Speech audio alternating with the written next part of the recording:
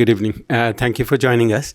So, what I wanted to ask you, you have written a very interesting opinion column in Business Standard a couple of days ago. So, picking up from there, you had said that in the pharmaceutical industry, apart from public research and regulation and macro level initiatives, pharma firms have to do more in terms of inculcating a culture of R&D. Can you elaborate on that? What does the firm need to do? Sure. So, first of all, thanks, Ravi. First of all, the potential is so huge in our pharma industry. As I said in the article, and this is using data from my friends in the pharma industry, we are the world's third largest pharma producer by volume, but I think we're the 14th largest by value. In other words, our value share is much lower, and we aim to grow our value share by 3 times in the next, I think, 5 or 7 years. Now, for us to grow our value share by 3 times, the industry sees this as coming largely from innovation.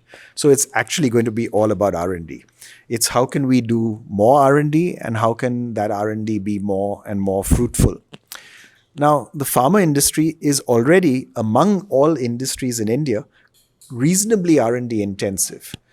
We spend on average about 10% of revenue on R&D in the pharma industry. The world average is about 16%. But that's still 10 to 16 is at least this, it's more or less the same order of magnitude at least.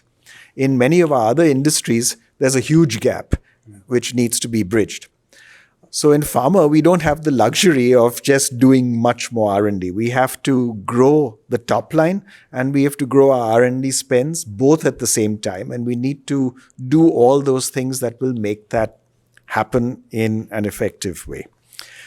Now, what can we do within our own firms? And I know that here in Ahmedabad, you run a really nice program.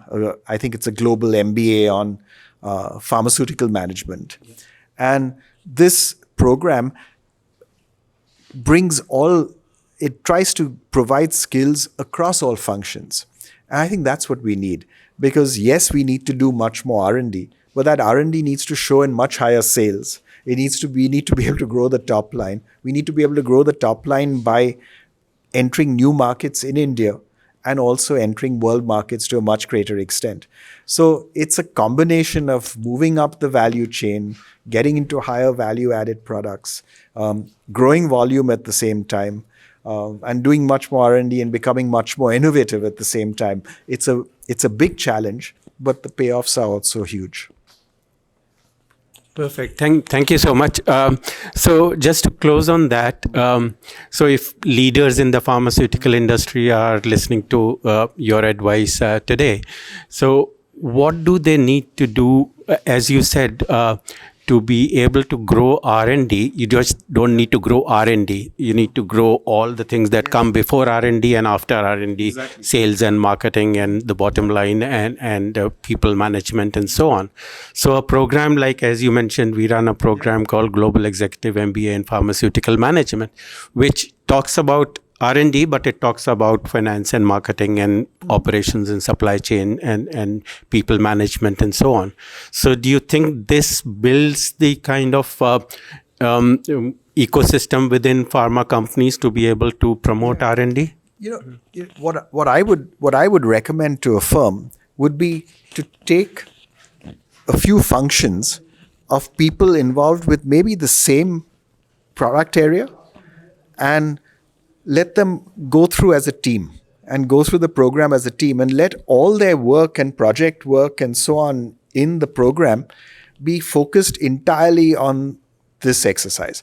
What do they need to do by way of more R&D? How can they enter new markets? How can they move up the value chain? Which are the products that would involve moving up the value chain?